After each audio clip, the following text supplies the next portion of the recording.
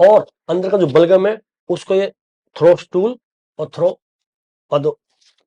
बाहर निकालने में निकाले, गले के थ्रू निकाल देगा। हाँ। सबसे बेस्ट औषधि है। 1 साल का बच्चा है 1 चावल के बराबर, 5 साल का बच्चा है 5 चावल के बराबर। नमस्कार दोस्तों, मैं हूं हिमांशु भट्ट। कोरोना के बाद से लोग खांसी से बहुत परेशान हैं और एक टाइम था जब खांसी होती थी तो 2, 3, 4 या 5 दिन बाद वो खांसी ठीक हो जाती थी। लेकिन अब बहुत सी दवाइयां खाने के बाद भी लोगों की खांसी 5-6 महीने तक खिंच रही है। लेकिन दी हेल्थ शो में आज हम आयुर्वेदाचार्य डॉक्टर अशोक मिश्रा जी से जानेंगे 4 होम रेमेडीज यानी घरेलू नुस्खे जिससे आप खांसी को ठीक कर सकते हैं। और ये 4 औषधियां हमने अपने सामने रखी है ताकि आज हम आपको बनाकर भी दिखाएं कि कैसे हम बनाते हैं होम रेमेडीज खांसी को ठीक करने के लिए। और इन चारों औषधियों से बनाई हुई 4 होम रेमेडीज को बनाने के बाद हम बताएंगे आपको 2 ऐसी आयुर्वेदिक औषधियां या दवाइयां जो आप बाजार से खरीदकर खांसी को ठीक करने के लिए खा सकते हैं। सर, आपको मेरा प्रणाम और स्वागत है। नमस्कार सर। सर, इन होम रेमेडीज को जानने से पहले मुझे संक्षिप्त में खांसी का कारण बताइए कि क्यों खांसी होती है और क्यों खांसी इतनी लंबी लोगों को खींच रही है और खांसी की वजह से क्या समस्या हो सकती है। खांसी itself not a disease, हाँ it is the byproduct of the difference of temperature। हाँ मान लो आपने अब गर्मी पड़ रही है, आपने कोक ले लिया, ठंडा पानी ले लिया, तो आपके गले में इन्फ्लेमेशन हो जाएगी। इन्फ्लेमेशन हो जाएगी तो आपको बॉडी खुद खांसती है, कोई क्या हो रहा है, खुद क्या हो रहा है, क्या हो रहा है, कोई जैसे कोई चीज अटक गई है तो बॉडी खुद खांसी करती है, तो कोई बैक्टीरिया चले जाते हैं तो बाहर निकलने की कोशिश की, बॉडी का खुद मैकेनिज्म है वो। दूसरी बात, जैसे ज्यादा ठंडा आपने ले लिया वही आपके चेस्ट पे इन्फेक्शन कर देता है, तो जो हमारी श्वसन तंत्र है, जो नलियां हैं वो सिकुड़ जाती है, उसमें भी स्वेलिंग आती है, तो आपको अंदर बलगम बन जाता है, तो बलगम को बाहर निकालने की कोशिश करती है, तो भी आपको खांसी आती है। अब इसको रिमेडी को क्या करना है, हमें यहाँ की इन्फ्लेमेशन को रोकना है, हमें इसकी बलगम को निकालना है, हमें इन्फेक्शन को खत्म करना है। उसके लिए पहली बात तो यह है कि आपको ठंडी चीजें नहीं लेनी है। पहले है प्रिकॉशंस। दही, लस्सी, चावल को आप छोड़ देना अगर आपको खांसी हो गई तो। लोग क्या करते हैं, खांसी हो रही, लस्सी पी रहे हैं, कोल्ड ड्रिंक पी रहे हैं, पैप्सी और आइसक्रीम खा रहे हैं, ऐसे कुछ नहीं होने वाला साहब। आयुर्वेद प्रिकॉशंस पर बहुत ध्यान देता है, परहेज पर ध्यान देता है। तो पहली बात, अगर आपको ये हो गया है तो जिस कारण से हो उस कारण का निवारण करो, पहले उसको खत्म करना है कि ठीक है मैं ठंडी चीजें नहीं लूंगा। दूसरी बात, अगर ये हो गया है तो आपको क्या करना है, बहुत ही सिंपल घरेलू नुस्खा बता रहा हूं मैं आपको। सिंपल एक पान का पत्ता लेना, जैसे पान का पत्ता है, अच्छा, ये डंठल आपने तोड़ लिया, और इसमें केवल 2 चुटकी अजवाइन है, अजवाइन है, देखिए जैसे हम पान लगाते हैं ना, ऐसे अजवाइन डालिए 2 चुटकी, बिल्कुल 2 चुटकी, मतलब ये 1 ग्राम से भी कम है। और एक छोटा पीस, कम से कम आधा ग्राम काला नमक डालना है, ये अच्छा काला नमक है ये। आप इसको बीड़ा बनाइए जैसे बनाते हैं, और इसको ले लीजिए, अच्छा, चूसते रहिए, पान की तरह साइड में रख के चूसते रहिए, और आराम से चूसते। कितनी भी हठीली खांसी हो, यहाँ से स्वेलिंग जाएगी आपकी, जो इन्फ्लेमेशन हो गया है, और अंदर का जो बलगम है उसको ये थ्रो स्टूल और थ्रो बाहर निकाले, गले के थ्रू निकाल देगा। सबसे बेस्ट औषधि है। पान का पत्ता बहुत फायदेमंद है, बहुत फायदेमंद है। पान का पत्ता अपने आप में एक औषधि है, अजवाइन अपने आप में औषधि है, काला नमक कफ को फाड़ता है। तो ये एक आज की औषधि नहीं है, ये मैं उसमें से बता रहा हूँ जो हमारे पास हस्तलिखित बुक्स है, जो कम से कम 151-52 साल पुरानी है। आपको पहले ही दिखाई थी शायद। तो ये वो नुस्खा है।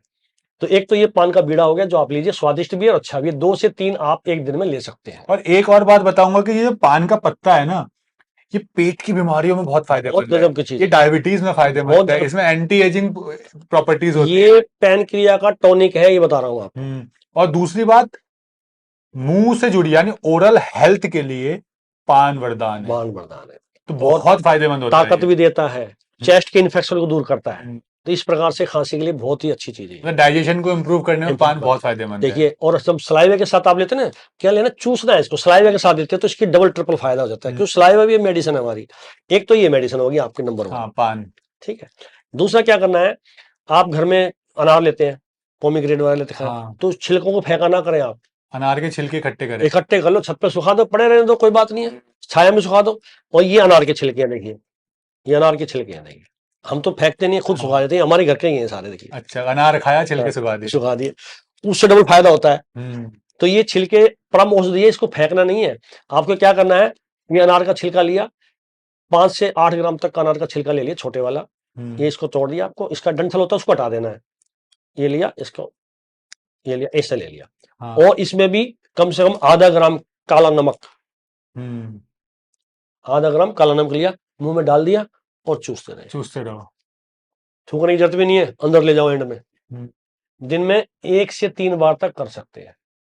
कैसी भी खांसी है, हठीली है, आप दुनिया भर के सिरप ले लिए, दुनिया भर के सिरप ले लेके आप जो है सेडेटिव मेडिसिन होती है उसके अंदर सो रहे हो, आपको होश ही नहीं रहा, ये मेडिसिन लीजिए, कोई कफ सिरप लेने की जरूरत नहीं है। और इसमें एक चीज जो अभी से देख के मेरे को याद आई कि अगर किसी को लगता है कि ये जो ये जो अनार का छिलका है बहुत हार्ड है, हाँ। उकड़ गया, तो आप इसको मिक्सी में ग्राइंड भी कर सकते हैं। नहीं, इसको अंदर जाएंगे ना विद इन आधा 2 मिनट में ही, हाँ। बिल्कुल लूज। नहीं, अगर कोई और आसान करना चाहे हाँ, तो तो इनको टुकड़े कर ले, ग्राइंड कर लो ग्राइंड कर मिक्सी लो, में, चूरा बन जाएगा, बन जाएगा। उसमें काला नमक मिलाए, चूरे को रखा और चूसने में आसानी होगी। सबसे बढ़िया बन जाएगा। हाँ, कफ ड्रॉप्स हो जाएगा, नेचुरल कफ ड्रॉप्स हो जाएगा। नेचुरल का दुनिया में सिरप। चूसने की हाँ। च्यूएबल टैबलेट्स होती है, उससे फार फार बेटर है ये तो नेचुरल है, और आपके घर में मिलेगा, फ्री की दवा है। और थोड़ा यूनिक बताया आपने। यूनिक बताया, ठीक है जी, ये हो जी। गया। दूसरा क्या करना है, आप अदरक हर एक के घर में मिल जाती हाँ। है, अदरक के छोटे छोटे टुकड़े कर लीजिए। हम्म। मान लो 50 ग्राम अदरक ले लिया आपने, उसके छोटे छोटे टुकड़े कर लिए और एक पैन में उसको डाल दिया और उसमें नमक डाल दिया, काला नमक डाल दो, सेंधा नमक डाल दो, उसको उसको रोस्ट करना है हल्का सा। हाँ। तो क्या होगा, इस प्रकार से ये ऐसे बन जाएंगे, ये इस तरह से अच्छा, आपने उसको अदरक के छोटे टुकड़ों को किसी पैन में या तवे पे रोस्ट कर लिया, हल्का रोस्ट सा। कर लिया, हाँ। कर लिया, हाँ। और उस पर नमक डाल दिया था पहले से, और ये नमक सारा इसमें चिपक गया है, इसने ऑब्जर्व कर लिया है। हाँ। तो आपको क्या करना है, एक ये टुकड़ा लेना है, मुंह में अंदर डालना है और चूसते रहो। मैंने काला नमक इस्तेमाल किया होगा बिल्कुल, या सीधा नमक? काला नमक लिया है, हाँ, काला नमक है जी। ठीक है जी। सारे कफ को फाड़ देगा और गले की सूजन को ठीक करेगा, बलगम को तुरंत निकालेगा, और राहत सी मिलेगी आपको, आपका गले में तसल्ली होगी, क्योंकि गले में खुजली खुजली होने लग जाती है, किसी को खांसी हुई खुजली होगी, गले में ठांस है जी, गले में दिक्कत आ रही है, गला भारी भारी हो रहा है, ये लीजिए, ये इस टाइप से बना कर रख लीजिए। ये 3 से 4 दिन खराब नहीं होता है। हाँ। रख लीजिएगा, फ्रिज में मत रखना, इसको ठंडा नहीं रखना है, अलग रखिए, और दिन में 3 से 4 बार लेते रहिए। अच्छा सर, जैसे काला ये अदरक है, काला नमक मिला है, हम्म। अगर मैं इसमें थोड़ी सी काली मिर्च भी डाल दूं?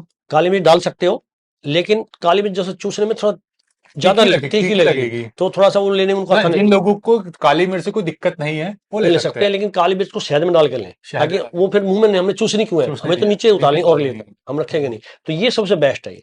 हाँ। अब आपने एक सवाल नहीं पूछा मेरे से, बच्चों को खांसी हो जाए तो क्या करें? हाँ, मतलब मेरे को लगा ये बच्चे भी इस्तेमाल कर सकते हैं। ये नहीं कर सकते बच्चे, तो बच्चे नहीं कर सकते ना, हैं? बच्चों के उसमें लिए कुछ स्वादिष्ट चाहिए। हाँ स्वादिष्ट चाहिए, देना अदरक ही है, लेकिन अदरक देना कैसे, चरचरी होती है। उसके लिए क्या करना है आपको, 50 ग्राम अदरक ले लीजिए आप। 50 ग्राम अदरक, सौंठ या नहीं, अदरक, ओरिजिनल अदरक लेनी है, गीली वाली अदरक जो होती है, आपको उसका रस निकालना है, उसको कद्दूकस कर लीजिए, थोड़ा पानी मिला के उसका रस निकाल लीजिए। अब उस रस को एक कटोरी में निकाल के कम से कम 15 मिनट निकाल के भूल जाओ। अच्छा, छोड़ दो ऐसे? छोड़ दीजिए उसको, 15 मिनट 20 मिनट के बाद ऊपर का जो रस होगा उसको निथार के हटा दीजिए। नीचे एक व्हाइट लेयर मिलेगी आपको, व्हाइट पाउडर जैसी लेयर मिलेगी। अब उसको क्या करना है, गर्म तवे के ऊपर कटोरी रख दीजिए, कोशिश करना तवे के नीचे नमक डाल देना, ताकि डायरेक्ट हीट उस कटोरी में ना लगे। तो वो जो सफेद जो लेयर थी ना, वो बिल्कुल सूख जाएगी, पाउडर बन जाएगा।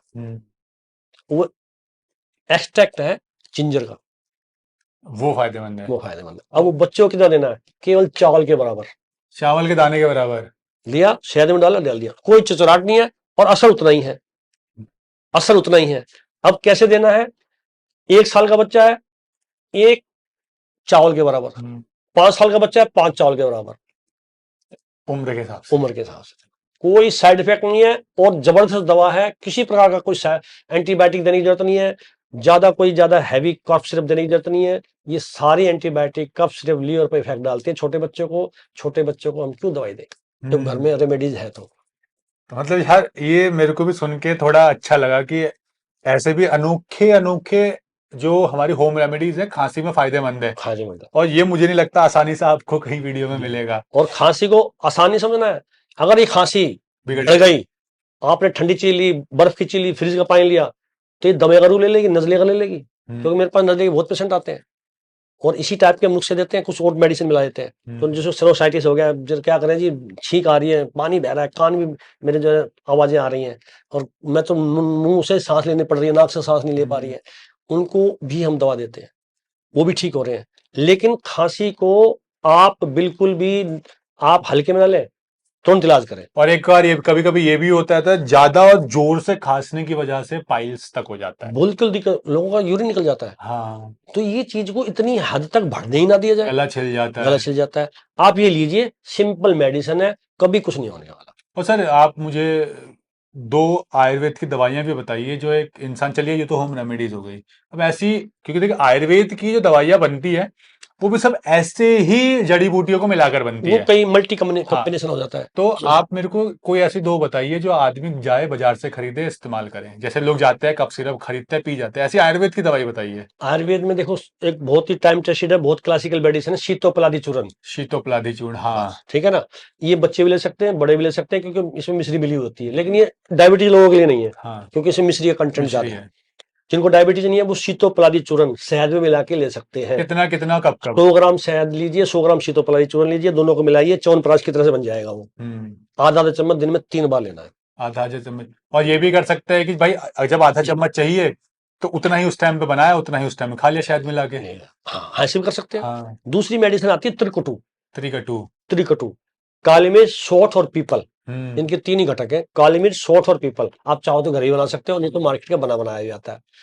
इसमें यदि डायबिटीज नहीं है तो आप शहद बराबर का मिला के इसको ले सकते हैं, वही च्यवनप्राश की तरह से, च्यवनप्राश की तरह। आधा चम्मच दिन में 3 बार। यदि डायबिटीज है तो आपको शहद नहीं मिलाना है, क्वार्टर चम्मच, चम्मच का चौथा हिस्सा, यानी कि 2 से 2.5 ग्राम गर्म पानी में घोलो, दूध में घोलो, चाय में फीकी में घोलो, पी लो। और ये त्रिकटु जो आपने बताया सर, इसको तो बाजार से जाओ घर पे बना लो आराम बना से। लो। काली मिर्च, सौंठ और पीपल, पीपल, ये 3 है। चीजें हैं। और छोटी पीपली होती होगी सर इसमें? छोटी पीपल होती है, छोटी पीपल, वेरी गुड, छोटी पीपल होती है। ये लीजिए और आपको घर पे ही सारी रेमेडी मिल गई है। ये घरेलू नुस्खे हमारी माताएं, हमारी बुजुर्ग दादी करती थी ना। अब हम तुरंत चाइल्ड स्पेशलिस्ट के पास जा रहे हैं, अच्छी बात है, फैसिलिटीज हो गई, लेकिन जब घर में हम दवा से कर सकते हैं तो why should we give the more medicine जो इफेक्ट करते हैं हमारी लीवर को। देखिए कोई भी मेडिसिन है ना, वो लीवर को इफेक्ट करती है। घरेलू उपचार कर लें, अच्छा रहेगा। तो सर इसमें एक चीज और कहना चाहूंगा कि देखिए हम आपको होम रेमेडीज और आयुर्वेद की दवाइयां तो बता रहे हैं, लेकिन एक बात और मैं क्लियर करना चाहूंगा कि जो भी होम रेमेडीज हैं वो बीमारियों का सर 100% ट्रीटमेंट नहीं होता है। सपोर्ट के लिए। अगर आपको बीमारी है, बीमारी का उपचार चाहिए, तो डॉक्टर को दिखाना बहुत जरूरी है। हाँ, अगर ज्यादा बढ़ रही है तो आप सलाह लीजिए इसलिए डॉक्टर की। होम रेमेडीज का इस्तेमाल कीजिए एडिशनल सप्लीमेंट के तौर पर, बिल्कुल। ताकि वो बीमारियों को दूर करने में आपकी मदद कर सके। और अगर आपको बीमारी है तो डॉक्टर को जरूर दिखाएं, ताकि क्योंकि डॉक्टर को दिखाने के बाद ही उसको पूरी जड़ से मिटाने में वो आपकी मदद कर पाएंगे। तो सर आपको मेरा प्रणाम और धन्यवाद आपका कि आपने हमें कुछ ऐसी चीजें बताई खांसी जैसी प्रॉब्लम के सॉल्यूशन के लिए जो अमूमन लोगों ने नहीं सुनी होगी।